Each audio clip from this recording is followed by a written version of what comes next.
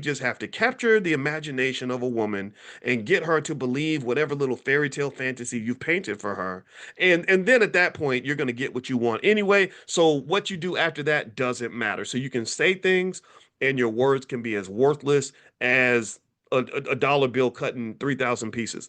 And in fact, I remember there was a guy, he was a friend of my brother, and he was real fat, and he had all these girlfriends, and people were like, how'd this fat guy get all these girls? And you know what he said? This is real, and this is something cultural. I think we should examine all this when it comes to wealth.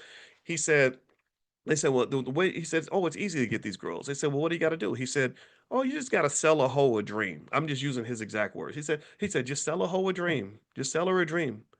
And that to me speaks to not just how a lot of people conduct themselves as human beings, but also that flips into financial relationships and business relationships. How many times, give me a yes or no. I want to make sure we connect the dots here so you don't think I'm talking all over the place. How many times have you seen somebody, a charismatic black man or black woman? Sometimes the women do it too, but a lot of times, unfortunately, it's the men. The pimp culture hit us the hardest. How many times have you seen, whether it's online or in person, a really charismatic man who gives a great presentation, knows how to look the part, speaks the words smooth as honey, beautiful vision. He's very articulate, and then it all just he's the Wizard of freaking Oz. All if you pull back the curtain, ain't nothing back there. It's like fake it till you make it, but you ain't never gonna make it. It's like it is not fake it till you make it. It's fake it till you take it. Right? How many of y'all have seen that? This happens so often, and it irritates me because I've seen it. I've had people where I'm like, wow, he was so articulate. It sounded so good, but I didn't know that he was a criminal. Right? Whatever. Right? So what I'm saying is that you can't have that when you're talking about building a strong economy. Why? Well, because strong economies are built on trust. They're built on trust. They're built on trust.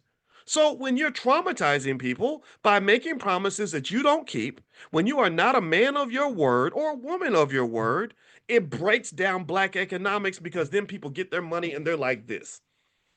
I can't tell you how many times I've had to spend literally years convincing people that I really know what I'm doing, that I'm not out here just BSing because they were scammed so often by other black people.